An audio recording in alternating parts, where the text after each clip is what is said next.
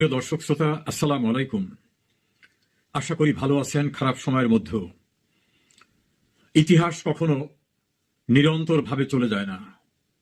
ইতিহাস তার বাঁকে বাঁকে আবার ফিরে আসে।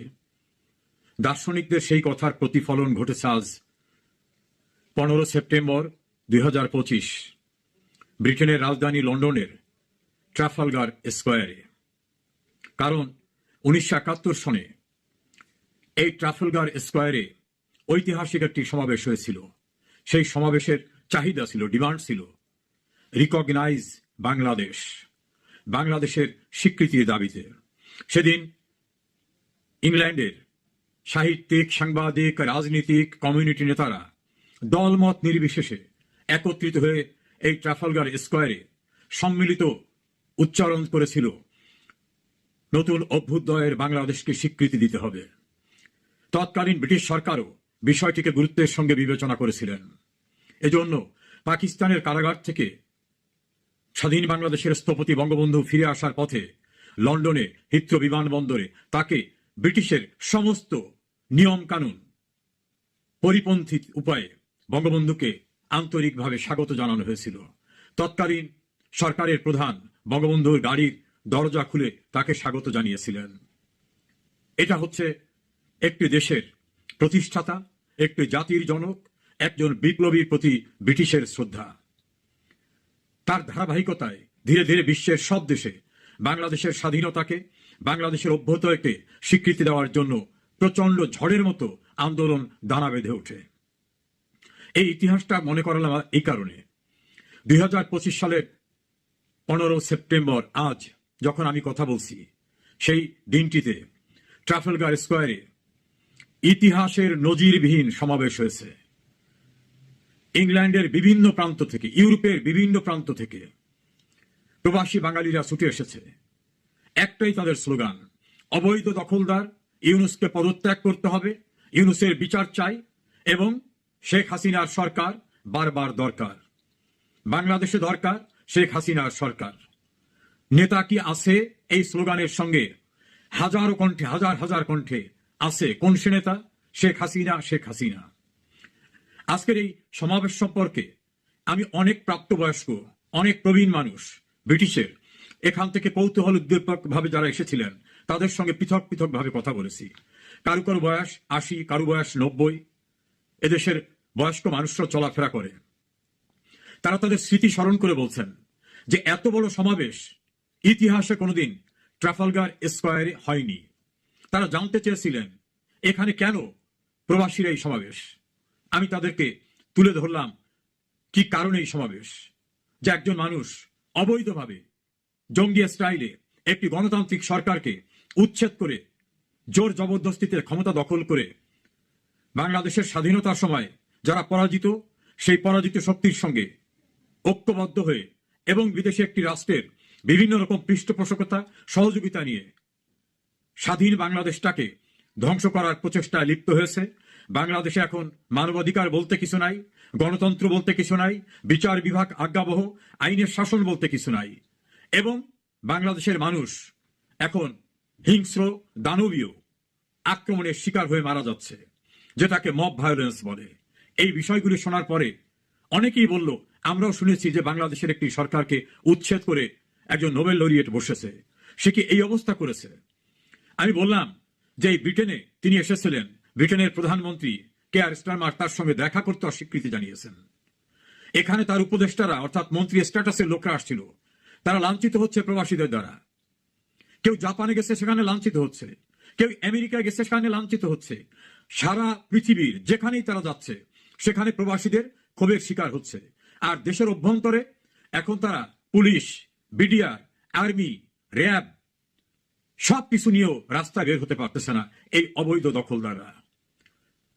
তখন তারা বললেন, প্রবাসে থাকা কোন দেশের মানুষ যখন সম্মিলিতভাবে দ্রোহের আগুনে জ্বলে ওঠে তখন সারা বিশ্ব ওই ক্ষমতা দখলকারীদের প্রতি তাদের যে দৃষ্টি, এই দৃষ্টি ফিরিয়ে নেয়। আর বাংলাদেশ এমন দেশ নয় যে বিদেশিদের সাহায্য ছাড়া চলতে পারবে। আমি তাদের বললাম, এ পর্যন্ত ইউনূস 11টি দেশ সফর করেছেন, কোন দেশ থেকে এক কপর্দক কোনো সাহায্য পাননি। এখনো বাংলাদেশের দরিদ্র মানুষদের যে সাহায্য দেওয়া হয়, সেই সাহায্যের যে খাবার, সেই খাবারের বস্তার উপরে, প্যাকেটের উপর লেখা থাকে শেখ হাসিনার উপহার।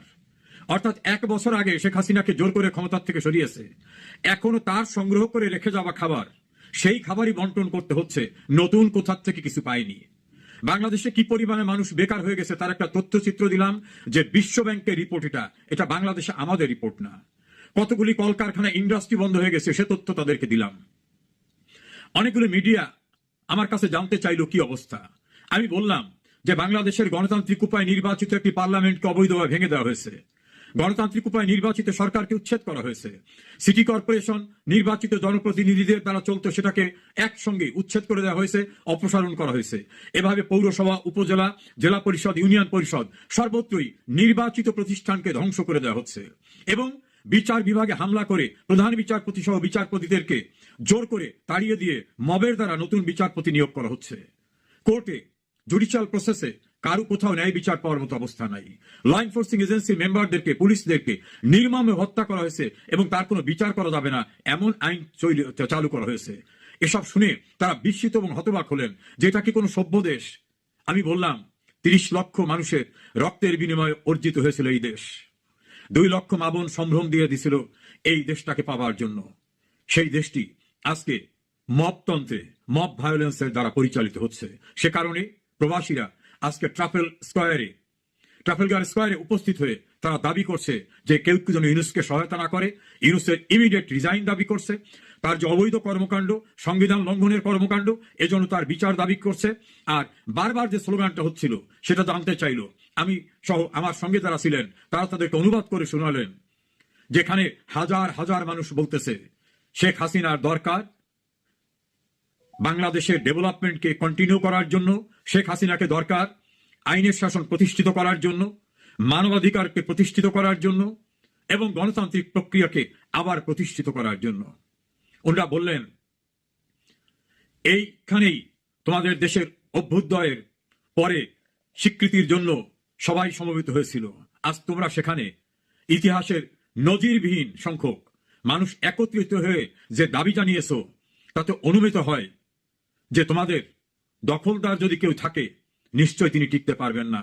কারণ এত মানুষ যখন ক্ষোভ প্রকাশ করছে, নিশ্চয়ই এই ক্ষোভের যুক্তিসঙ্গত কারণ রয়েছে। ট্রাফালগার স্কোয়ার ইতিহাসের পুনরাবৃত্তি ঘটিয়ে দিয়েছে।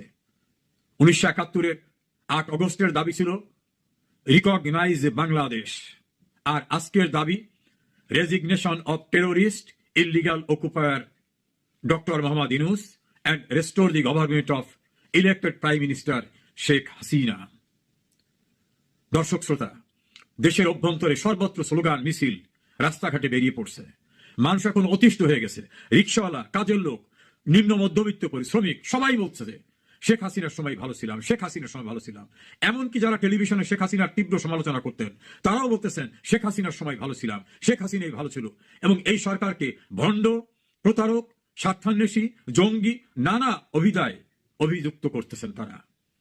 আমারও মনে হয় সেদিন খুব দূরে নয় যে অবৈধ দখলদার দ্বারা বিচারের মুখোমুখি হবে এবং সেই বিচারে তাদের এই সন্ত্রাস, তাদের নৈরাজ্যের জন্য তারা শাস্তি পাবে।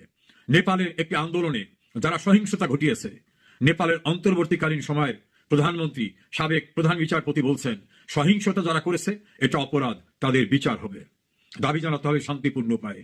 বাংলাদেশে শুধু সহিংসতা না, ইতিহাসের নজিরবিহীন সহিংসতা, জঙ্গি স্টাইলের কর্মকাণ্ড, হত্যাকাণ্ড, রাষ্ট্রীয় সম্পদ ধ্বংসের যে নারকীয় তাণ্ডব হয়েছে, এই তাণ্ডবের বিচার বাংলাদেশে হবে এবং সেটা খুব দূরে না, এটাই আমার বিশ্বাস। দর্শক, আমি বলেছিলাম কোন ক্ষমতা চিরস্থায়ী নয়। ক্ষমতা কাল যার হাতে ছিল আজ তা অন্যের কাছে এসছে, কাল তা অন্য কারুর কাছে চলে যাবে। ক্ষমতা কারোর চিরস্থায়ী নয়।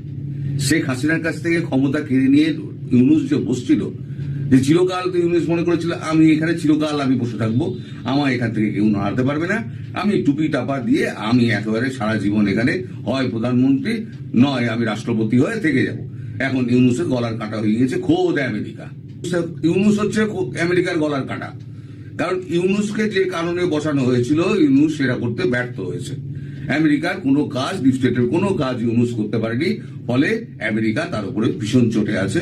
আপনারা সবাই জানেন, আমার এই ভিডিওটা করা হয়নি, ট্রেসি এন জেকবসন যিনি আপনাদের ভারপ্রাপ্ত রাষ্ট্রদূত আছে, তার কাছে 17 জনের একটা লিস্ট পাঠিয়েছিলেন আমাদের ইউনুস সাহেব, যে তারা মার্কিন যুক্তরাষ্ট্রে যাবে, একটুখানি আবেদন একটু এটা যদি ফরওয়ার্ড করে দেন তাহলে পরে তাদের ভিসাটা ঝটপট হয়ে যাবে। ট্রেসি খুব খেপে গিয়েছেন, খেপে গিয়ে ক্ষোভ প্রকাশ করেছেন, তাতে ইউনুসের খুব ব্যথা লেগেছে। তাতে বোঝা যাচ্ছে যে ইউনুসের সঙ্গে একটা টানাপোড়েন চলছে। তা আমি বহুদিন আগে বলেছিলাম যে যতক্ষণ না পর্যন্ত বাংলাদেশ থেকে আমেরিকা ওঠাবে, ততদিন পর্যন্ত ট্রেড ডিল নিয়ে কোনো রকম কথাবার্তা নরেন্দ্র মোদী বলবেন না। হঠাৎ কয়েকদিন আগে আপনাদের মনে আছে খুব টুইটারবাজি হলো, ওখানে আমাদের ডোনাল্ড ট্রাম্প তিনি টুইটারে হঠাৎ লিখলেন, মোদী আমার খুব ভালো ফ্রেন্ড, আমরা একসঙ্গে আরো কাজ করতে চাই, আমি শীঘ্রই মোদীর সঙ্গে কথা বলবো। মোদী এখান থেকে রেসিপ্রোকেট করলেন, হ্যাঁ আমরা ট্রেড ডিল নিয়ে কথা বলবো, কিন্তু উনি কিন্তু নরেন্দ্র মোদী কিন্তু মাই ডিয়ার ফ্রেন্ড ট্রাম্প কথাটা আর লিখেননি, উনি সযত্নে ওই জায়গাটা এড়িয়ে গিয়েছেন।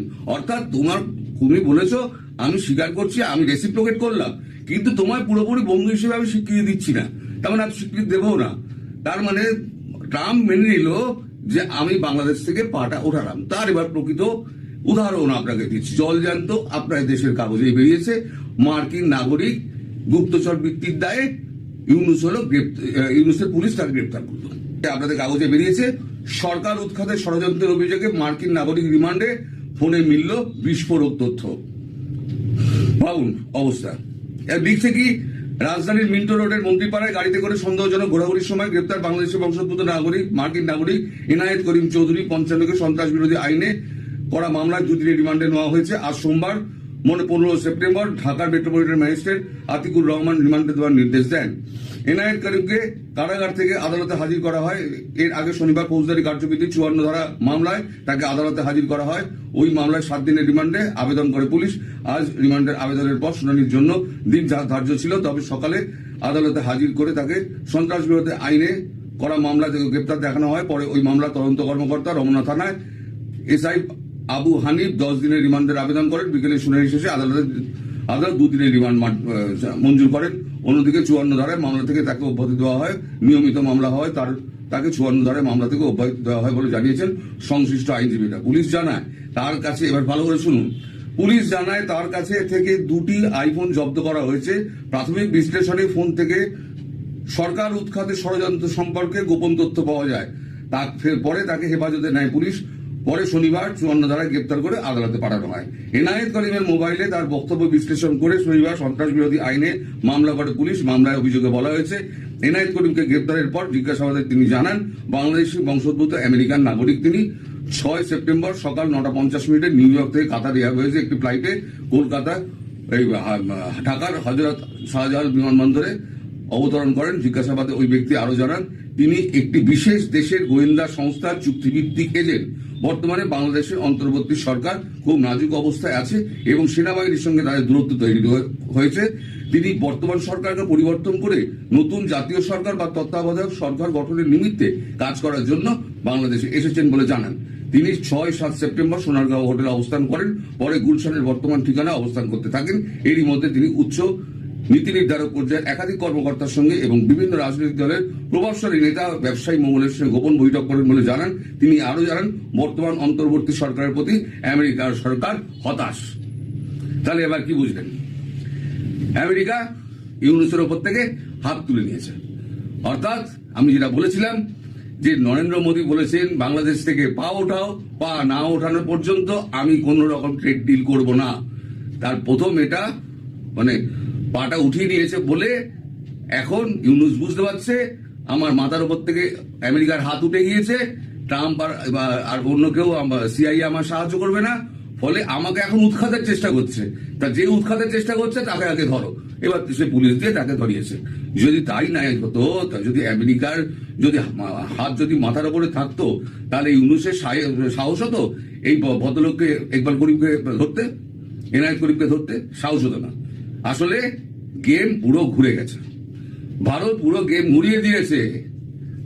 আর আমেরিকা এখানে পাওয়া যাবে না। আমেরিকাকে এবার তল্পি তল্পা গুটিয়ে আমেরিকার সৈন্য সব চলে যাবে। দেখবে ওই যে কি সমস্ত আসছে না, প্লেন আপনারা বলছেন আসছে, কি দান্দায় আসছে, দেখুন কি নিয়ে যেতে আসছে, এরা কি কি নিয়ে এসেছিল, এখন সেগুলো কি কি ফেরত নিয়ে যাবে, সেই সমস্ত কিছু হচ্ছে, কারবার টারবার হচ্ছে।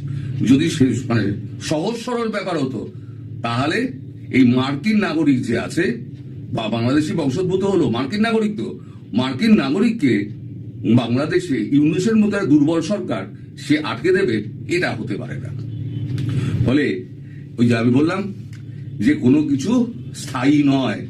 আজকে ইউনুস ভাবছে, আমি একেবারে ইউনুস ভেবেছিল, আর ভাবছে না, ইউনুস ভেবেছিল আমি এখানে বরাবর থেকে যাব, ওইসব নাটকবাজি ফাটকবাজি করে আমি লোককে ভুলভাল ভুজুং ভাজাং দিয়ে আমি ওই ইলেকশন করবো না। তারপরে যখন দেখলো যে সত্যি এখন অবস্থা খারাপ, এখন প্যান্ট খুলে যাচ্ছে, জামা কাপড় খুলে যাচ্ছে, টাকা পয়সা নেই, তারপরে এখন ইউনুসের ওপর থেকে মার্কিন হাত উঠে গেছে, সিআইএ আর পাত্তা দিচ্ছে না, ফোনও তুলছে না, মার্কিন নাগরিকদের হাত পায়ে শেকল পরিয়ে, ভারতীয় বাঙালি নাগরিকদের শেকল পরিয়ে দেশে ফেরত পাঠাচ্ছে। আমাদের দেশের নাগরিককে যখন পায়ে হাতে শিকল পরিয়ে যখন ফেরত পাঠিয়েছিল, তখন তো খুব আপনারা হাসাহাসি করেছিলেন মশাই, খুব হাসাহাসি করেছিলেন। এখন কেমন লাগছে? এখন কেমন লাগছে? দেখুন, অন্যায়টা অন্যায়।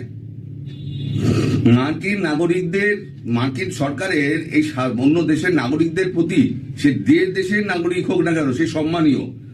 সে হয়তো গিয়েছে, কাজের খোঁজে গিয়েছে, সে পেটের ধান্দায় গিয়েছে, সে চুরি বাটপাড়ি করেনি। তাকে হাত পায়ে শিকল পরিয়ে ওই যন্ত্রণাদায়ক কষ্ট জার্নি করি 18 ঘন্টার, এগুলো আনা যেমন ভারতীয়দের পক্ষে অপমানজনক, বাংলাদেশিদের পক্ষে অপমানজনক। ফলে ভারতীয়দের করেছিল বলে তখন যেমন হাসাহাসি আপনারা করেছিলেন, এবারে আপনারা নিজেরা নিজেদের কপাল চাপড়ারা হাসুন এবং বলুন যে ভারতবর্ষের নাগরিককে যখন এনেছে তখন হেসেছিলাম, অপরাধ করেছিলাম। এবার ইউনুস প্রসঙ্গে আসি। এবার ইউনুসের কি অবস্থা হবে? এইবারে ভারত আচ্ছা করে ঠেঙাবে। তার মানে ভারতের কাছে মেসেজ আছে। এই যে আজকে যে আপনার এই বৈঠক হচ্ছে, এখনো পর্যন্ত আমি কোনো খবর পাইনি। এই যে বৈঠক হচ্ছে, সেই বৈঠকের কিন্তু এর মধ্যে উনি বিহার গেছিলেন, বিহারের জনসভা অ্যাটেন্ড করে আবার মোদীজি কলকাতা আবার এসেছেন, এসে আবার বৈঠক করছেন, করে হয়তো আজকে রাত্রিবেলা ফিরে যাবেন উনি। তো যাই হোক, এখনো তো সেই বৈঠকের কোনো খবর পাই। দর্শক, সম্পূর্ণ ভিডিওটি দেখলেন, আশা করি বিষয়টি বুঝতে পেরেছেন। এই নিয়ে আপনার গুরুত্বপূর্ণ মন্তব্যটি অবশ্যই কমেন্ট বক্সে জানিয়ে দিবেন। ধন্যবাদ।